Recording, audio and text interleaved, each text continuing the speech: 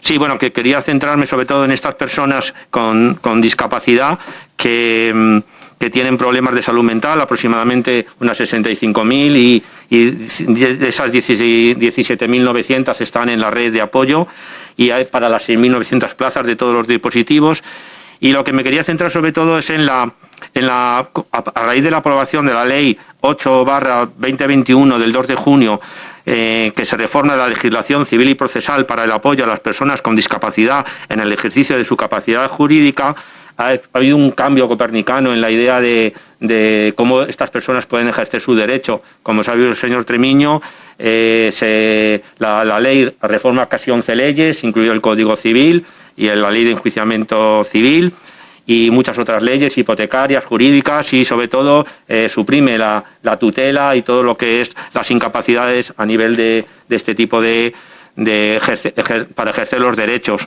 La ley da un giro enorme porque pone a las personas con discapacidad en el centro para tratar de que puedan ejercer con apoyo su autonomía a la hora de tomar las decisiones, tanto de situaciones de discapacidad, de curatela, de ingresos o de disposición de sus bienes. Y me gustaría saber qué aspectos ha tenido en cuenta o qué reformas y qué actuaciones va a tener la Consejería y la Dirección General, en este caso, para adaptar la situación de las personas con discapacidad, sobre todo de salud mental, porque son las que van a tener más capacidad de ejercer ese derecho y que ahora lo tienen con dificultad, para que se pueda un poco actualizar no solo las normas, sino también la formación y todo lo demás que ya me referiré después. Muchas gracias.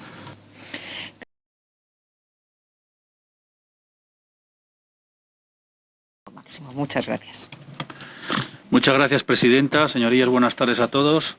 Gracias una vez más por dejarme venir a la Asamblea y poder exponer un poco la situación contextual de la Dirección General de Atención a Personas con Discapacidad e igualmente un poco la situación de las personas con discapacidad en la Comunidad de Madrid. Estaré, como siempre, muy gustoso de venir y acudir a esta Asamblea a dar buena cuenta de lo que vamos trabajando en la Dirección General y que reitero siempre y que me gustaría siempre contar con su apoyo y con sus iniciativas, lo digo siempre cada vez que vengo, para poder mejorar, que indudablemente con el apoyo de todos mejoraremos en las políticas de atención a las personas con discapacidad. En concreto, señoría, y entrando un poco en materia en la comparecencia sobre los derechos de las personas con discapacidad por enfermedad mental en materia de no discriminación e igualdad de oportunidades, como bien sabe su señoría, llevamos prestando atención social a las personas con enfermedad mental grave y duradera a través de la red que tenemos, la red más extensa que existe entre todas las comunidades autónomas de este país en relación a lo que es atención a las personas con problemas de salud mental.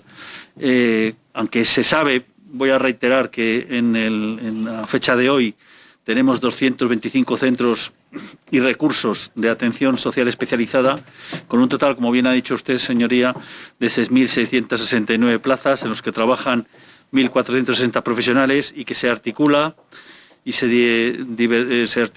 en una red amplia, como ya he dicho, en el que fundamentalmente destacamos 27 centros de rehabilitación psicosocial, con 1.953 plazas, 34 centros de día de soporte social, con 1.104 plazas, 27 centros de rehabilitación laboral, con un total de 1.315 plazas. Luego comentaré resultados en cuanto a lo que es la parte de inserción laboral de personas con enfermedad mental.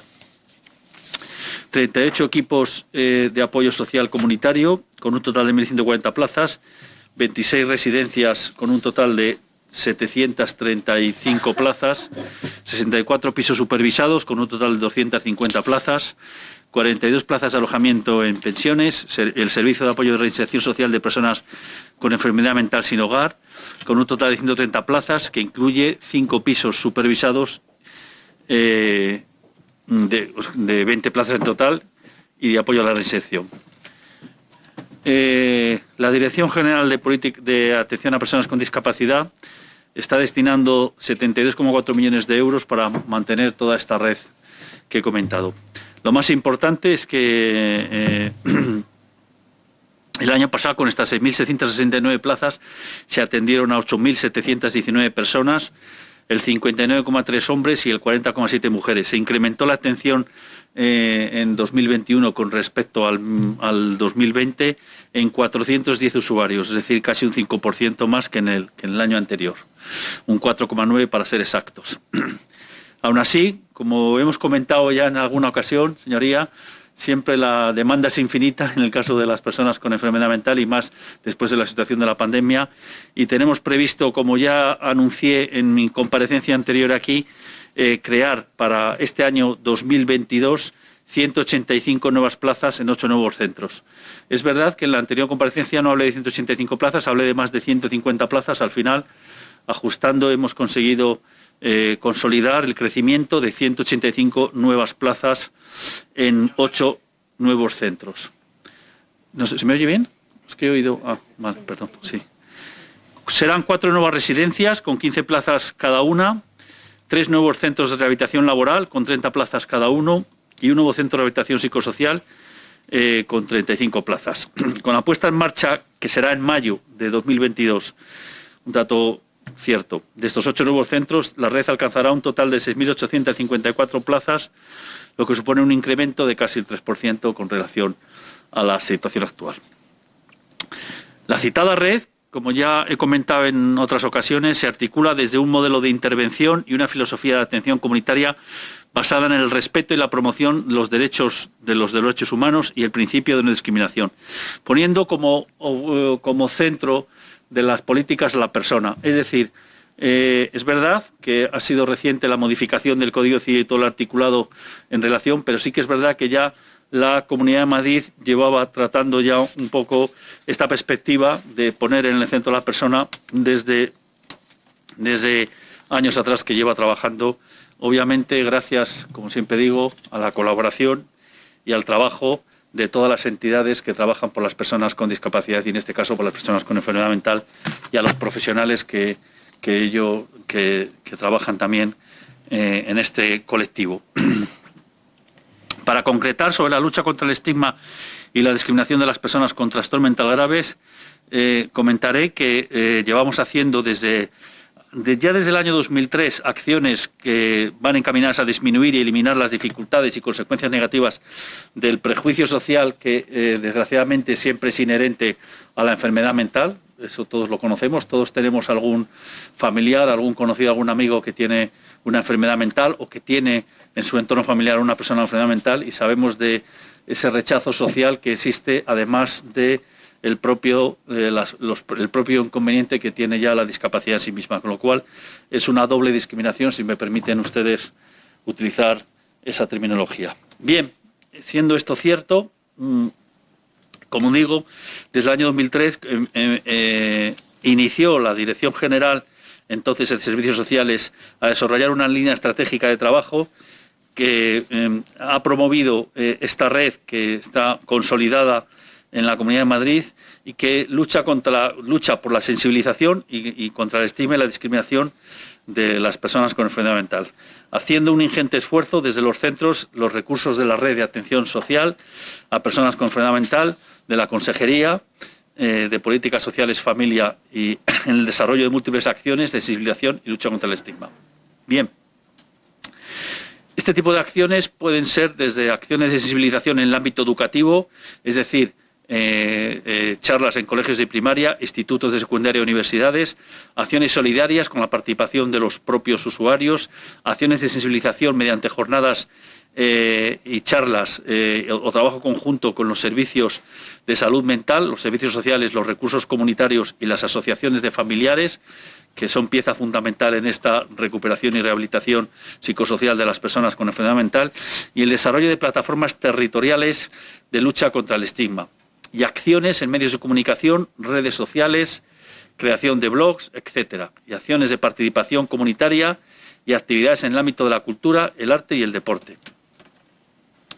En el año 2019, que es el dato que está publicado, aunque también es verdad que tenemos un balance del año 2020, que ahora comentaré, se realizaron en los centros de la red de la Comunidad de Madrid más de 450 acciones de sensibilización y lucha contra el estigma, acciones como estas que les he comentado anteriormente. Están publicadas en la página web de la Comunidad de Madrid.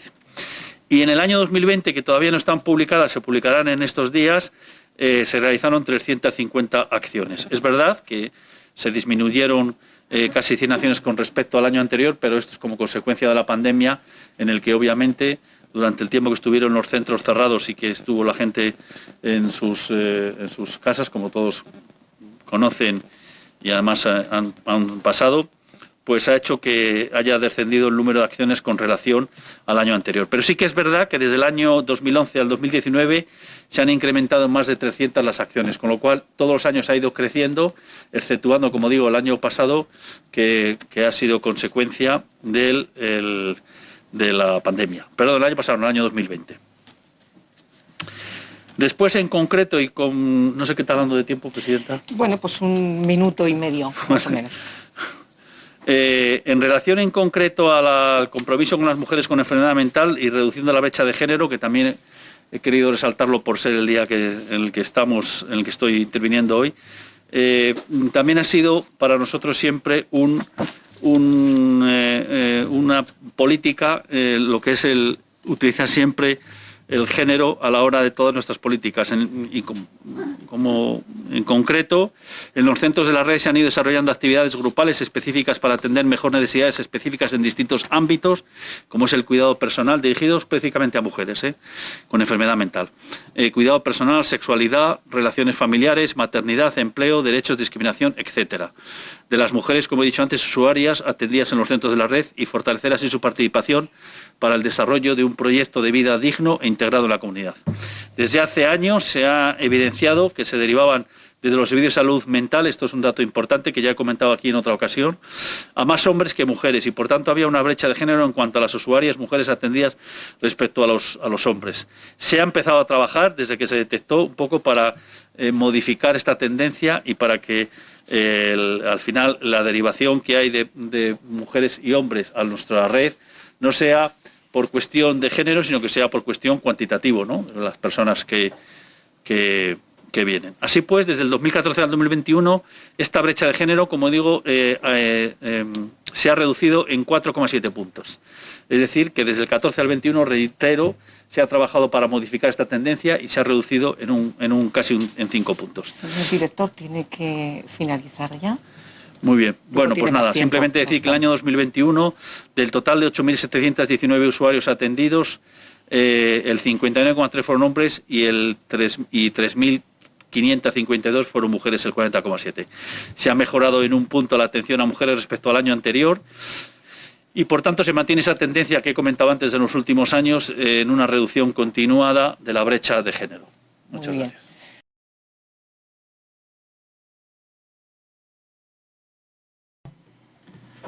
Muchas gracias, Presidenta. La contestación a mi primera presentación del señor Tremiño nos ha dado un plano general de cómo funciona la red. Eso ya lo pregunté otras veces y lo volveré a preguntar, pero no estábamos hablando, ni venimos aquí a hablar en ese momento de eso, con que es importante. Lo que estamos hablando de algo mucho más importante, y es la igualdad de oportunidades y de los derechos de las personas con problemas de salud mental que además tienen un grado de discapacidad, y que efectivamente afecta aproximadamente unas 40.000 personas en Madrid, de las cuales, como hemos dicho, unas 15.000 están ya bajo, digamos, la continuidad de cuidados de la Comunidad de Madrid. Eso solo representa el 11% de las personas con este problema. Y sobre todo hay más hombres que mujeres. Las mujeres sufren esa triple discriminación de ser mujer, y luego ya veremos con la violencia de género, de tener discapacidad y tener enfermedad mental. Y la igualdad de oportunidades con las mujeres está bajo mínimos todavía, incluso después de 26 años del gobierno del Partido Popular. Yo creo que es la hora de la verdad, porque efectivamente la pandemia nos ha puesto en relieve que la salud mental y la pandemia de salud mental no va a hacer más que crecer, y por eso celebramos el otro día el pleno monográfico. Y por otro lado, que venimos de una escasez absoluta de recursos y una escasez absoluta de ponernos en la mente de las personas con discapacidad y problemas de enfermedad mental. Yo, que llevo 30 años trabajando en ello, lo veo cada día. Las acciones para la lucha contra el estigma son meramente testimoniales, porque la verdadera lucha contra el estigma y para que tengan derecho es que estas personas tengan una accesibilidad universal a todos los recursos de la sociedad. La enfermedad mental tiene que pasar de ser un problema individual que hay que esconder, efectivamente, y que antes incluso la sociedad escondía en manicomios, hacia que la sociedad tiene que adaptarse, como dice la Convención. La Convención Internacional dice que los poderes públicos están obligados a garantizar el derecho de las personas con discapacidad en igualdad de condiciones. Y yo creo que la hora de las leyes ya casi se ha completado, después del 2013, que efectivamente teníamos la primera ley general, y ahora con el 2021, finales del 21, con la ley del 2 de junio, porque en esa ley ya lo que dice es que se acabó la tutela, se acabó representar a la persona con problemas de salud mental y discapacidad. Son ellas mismas las que la sociedad le tiene que ayudar con todos los medios necesarios para que puedan ejercer de una vez sus derechos. Y para eso estamos hablando de derechos fundamentales, dignidad, libertad, igualdad. Y eso tiene que ver con que el Estado, y en este caso yo le pregunto otra vez, la Comunidad de Madrid, ¿qué medidas va a tomar? Porque la ley ya está aprobada, la gente va a empezar a pedir medidas de apoyo en la judicatura, gestores de hecho, va a empezar a pedir también la asistencia personal para cualquier acceso a la cultura, a la vivienda. Y la oficina de vida independiente en este momento no atiende a personas con problemas de salud mental, solo atiende a 70 personas con problemas físicos de discapacidad, pero no problemas de salud mental.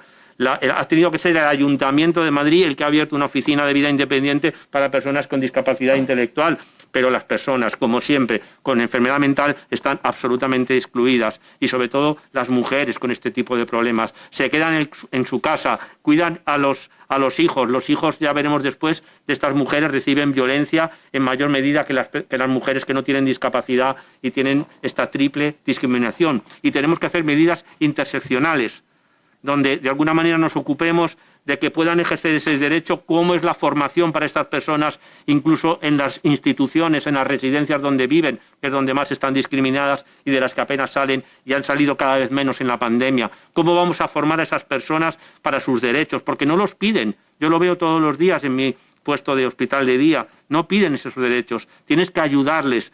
¿Cómo también podemos dejar que cambien el paradigma para que ellas mismas se puedan, a su vez, tener más autonomía con respecto a sus familiares que con buena voluntad les cuidan, pero muchas veces les representan o les sustituyen en sus necesidades, en sus diversidades?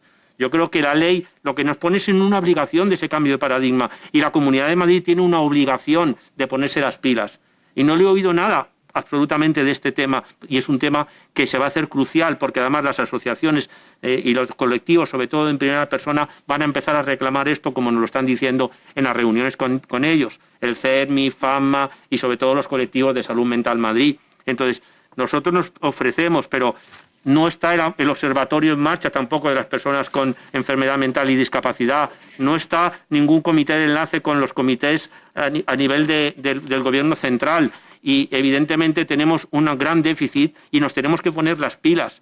Nosotros ofrecemos todo nuestro apoyo, pero vamos a seguir preguntando una y otra vez para estos derechos que afectan también a la institucionalización a largo plazo, que afecta también a las capacidades para que estas personas con problemas de salud mental no dejen las escuelas y no haya absentismo, a la formación profesional de las personas con problemas de salud mental y sobre todo las mujeres que sufren esa triple discriminación. Estamos muy atrasados. El 11% de las plazas para la formación es muy poco para los derechos de estas personas, y sobre todo tenemos que hacer una atención precoz a estos derechos. En la enfermedad mental, yo lo sé desde hace muchos años, si en las primeras crisis, en los primeros momentos o incluso preventivamente en niños que están en situaciones de violencia o de exclusión social, trabajando sobre esos determinantes sociales de la salud mental, podremos conseguir que esas personas cada vez no caigan en una cronicidad que al final las acaba tapando la sociedad. Tenemos que hacer acciones preventivas y sabemos cómo se pueden hacer. Y yo creo que es muy importante que nos pongamos las pilas como eso, porque sencillamente se necesita formación, se necesita inversión, se necesita visibilidad, por supuesto, de estos problemas, y que todo el mundo se dé cuenta que la enfermedad mental no es tan grave como parecía antes. No hay que tener miedo a las personas con problemas de salud mental. Se sabe, por ejemplo, que a nivel judicial tienen menos delitos en proporción que las personas que no tienen problemas de salud mental. Y es una realidad absoluta. Y son absolutamente colaborativos cuando se les da la oportunidad en los empleos con apoyo, en los pisos supervisados, etcétera, etcétera. Por favor, me gustaría que en esta última intervención me pudiera contar algo de qué van a hacer con los derechos y la igualdad de oportunidades de las personas con discapacidad de salud mental, porque creo que si no, lo que nos ha contado de la red es para otra intervención. Muchas gracias.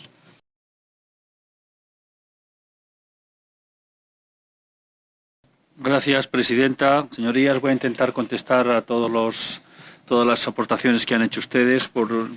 Si me quedo en el tintero, utilizaré los minutos posteriores, no para réplica o contrarréplica, sino para continuar en relación a lo que han comentado, aunque en líneas generales tengo que decir que coincido plenamente con las aportaciones que han hecho ustedes y que desde luego sí que analizan claramente la situación de las personas con enfermedad mental en la Comunidad de Madrid.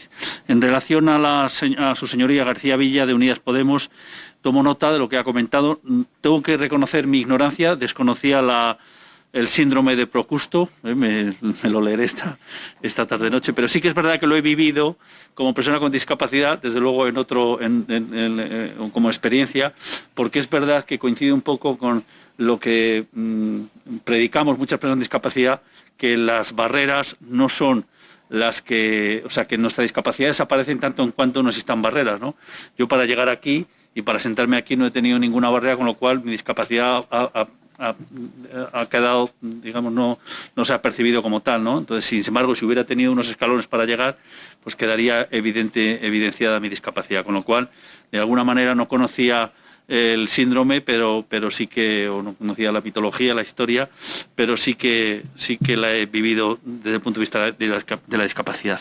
En relación a lo que ha dicho de la hipermedicalización, coincido con usted, y es verdad que desde la Comunidad de Madrid precisamente somos pioneros en relación a la reducción de medicalización a las personas precisamente con problemas de salud mental y con otras patologías, y que estamos trabajando precisamente mucho más en lo que es enfocar a la persona y en trabajos que eviten ese tipo de situación. Y luego, en relación, me voy a tomar la licencia, si me lo permite, si conozco la historia de Juana la Loca. Ahí sí que la conozco perfectamente porque soy de Valladolid y porque además, en concreto, lo que es el palacio donde estuvo encerrada Juana la Loca, en Tordesillas, participé activamente en la accesibilidad física para personas con discapacidad en mi etapa en el Real Patronato sobre Discapacidad, que hicimos varios edificios históricos, entre ellos este Palacio de Tordesillas, del Monasterio de Tordesillas, donde estuvo encerrada Juana la Loca. Así que conozco perfectamente la historia de la reina Juana. Muy bien, en relación al señor Arias de Vox y los derechos de las personas con discapacidad, bueno, es que yo he hablado realmente de esta red, también es un poco respondiendo al doctor Figuera. Sí que es verdad que la red es lo que garantiza, la red que tenemos es lo que garantiza realmente el cumplimiento de los derechos de las personas con enfermedad mental, en mi modo de entender, con lo cual tengo que hablar de la red y de los logros que se han conseguido, porque la verdadera inclusión de las personas con enfermedad mental pasa por su inclusión laboral, por su inclusión social, por su inclusión en el ocio. Es decir, que es que realmente al final son instrumentos que utilizamos, técnicas, como quieran ustedes llamarlo, que instrumentamos para conseguir efectivamente ese fin último y común, que es la inclusión, que es lo que garantiza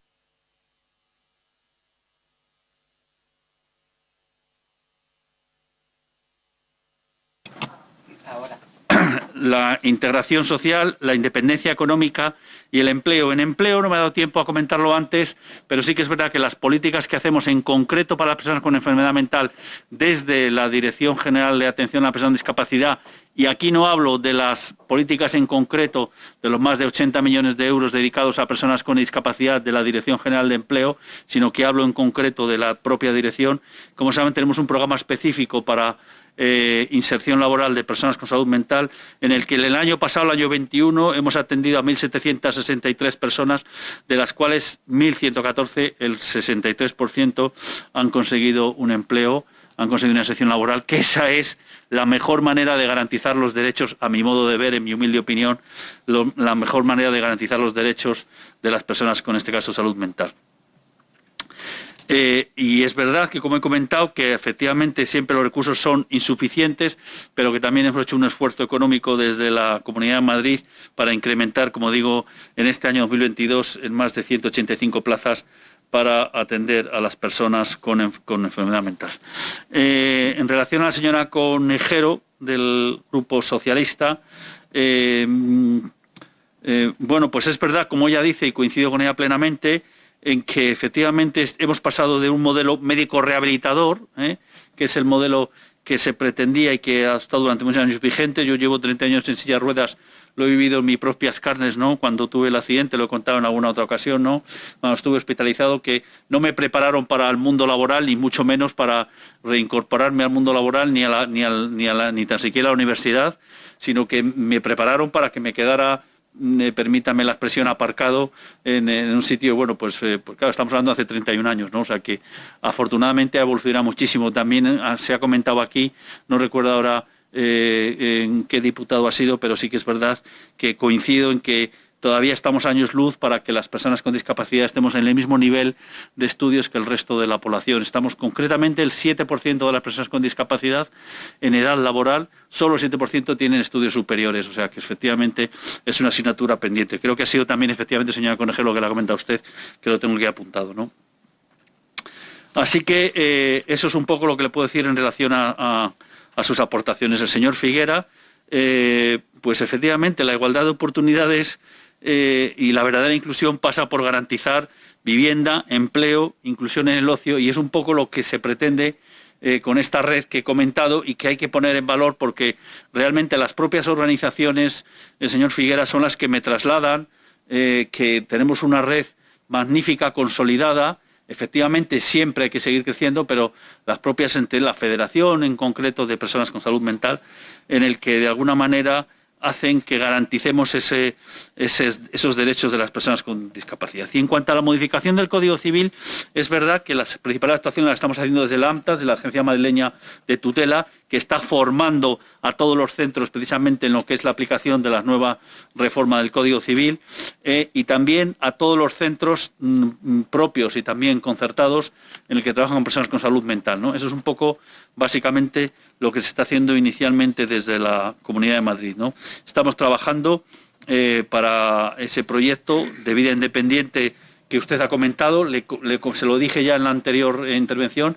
Le comento que desde la Dirección General estamos trabajando en un proyecto precisamente de vida independiente, en concreto para personas con salud mental, y que además ya hemos comentado con la Federación de Salud Mental de la Comunidad de Madrid. Señor director, si quiere continuar después en su turno final.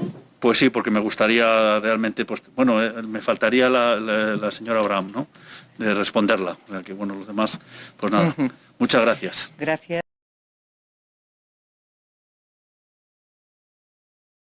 Estaba comentando que en el Día Internacional de la Mujer es muy importante poder hablar de este problema de la violencia contra las mujeres, violencia de género en la Comunidad de Madrid. Estamos hablando de que hay unas 200.000 mujeres con temas de discapacidad y que de esas mujeres, en los estudios del CERMI, la marconcuesta del Gobierno y de la ONU, nos dicen que aproximadamente el 40% ha vivido algún tipo de violencia de género a lo largo de su vida en su pareja o en los familiares o en las instituciones donde residen.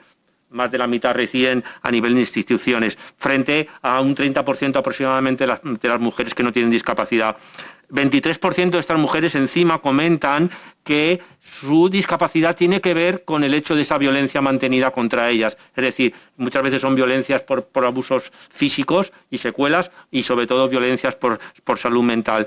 Y el 17% de estas mujeres también nos están diciendo que su discapacidad ha aumentado el motivo por la que sus parejas o sus familias o sus personas cercanas se muestran violentas. Es decir, la discapacidad te añade esa doble dificultad. Estamos hablando de un problema y una lacra que está aumentando y ha aumentado con la pandemia. Aproximadamente hay un 17% de mujeres que en las encuestas dicen que han tenido violencia física de su pareja o de las familias, y también estamos hablando de que aproximadamente un 40% estas violencias, y esto es muy importante, un 42% vienen de la infancia. Entonces estamos hablando de que además estas niñas han sufrido violencia durante la infancia, y a su vez sus propios hijos, las mujeres que lo tienen, han sufrido hasta en un 68% las consecuencias y han visto cómo esas madres han sido violentadas por sus parejas o sus familiares cercanos. Entonces, ¿qué hacer?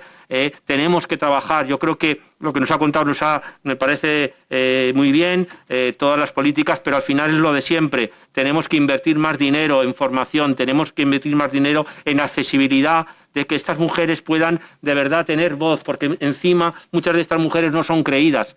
Y en las encuestas se dice, en la policía, o a veces no lo cuentan porque está tan normalizado de pensar que las traten mal que realmente piensan que es absolutamente normal, y esto es muy triste y lo estamos viendo todos los días. Hay que hacer un trabajo muy potente también para empoderar a estas mujeres y salir de este patriarcado que realmente lo que hace es perpetuar la violencia en una transmisión transgeneracional y sobre todo de mujer a hija también.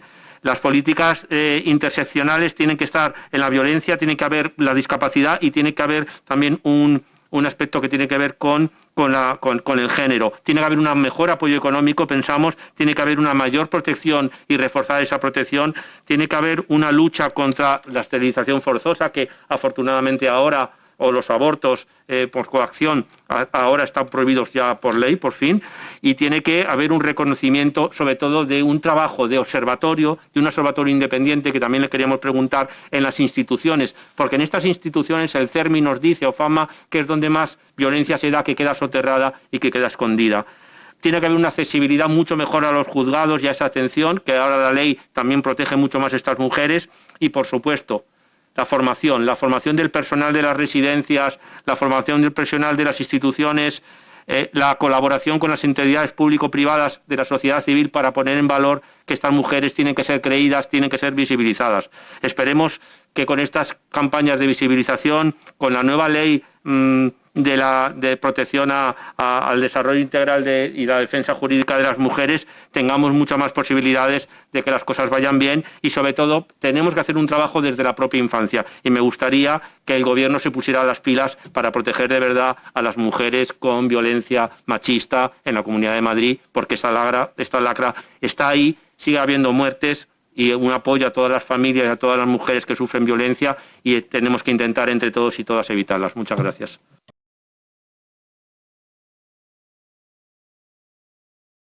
Gracias, señoría. Me pide el director, dado que nos hemos pasado con usted, señor Figuera, unos segundos, me pide el director de igual manera que pueda contestarle. Eso sí, le ruego con... Sí, muy rápido. Simplemente les voy a pedir a ustedes que hagan un ejercicio porque precisamente tenemos un dispositivo en marcha para hablar precisamente de evitar la violencia de género en las instituciones, como usted ha dicho, que es el dispositivo PREDEA, que es importantísimo, que está publicado en la página web de la Comunidad de Madrid, los casos que hemos atendido y los que hemos conseguido, que desde luego garanticen que en la Comunidad de Madrid, en los centros de la Comunidad de Madrid, todos los casos que haya de abusos, bien sea de sexuales o de otro tipo, sean detectados por los más de 216 agentes que tenemos formados, y que hacen que precisamente pongan en vanguardia o en alerta, estas situaciones para evitarlas desde el punto de vista de cualquier tipo de abuso.